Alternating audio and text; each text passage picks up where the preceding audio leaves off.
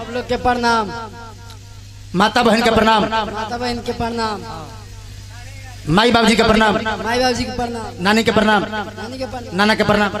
समयाना के प्रणाम।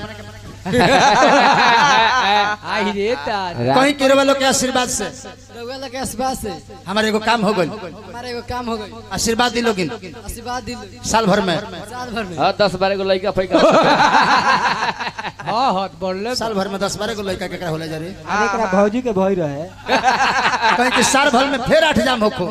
साल भर में फिर आठ जाम फिर हम राम बनी। फिर हम राम बन फिर बियाह होखो। फिर बियाह होखो।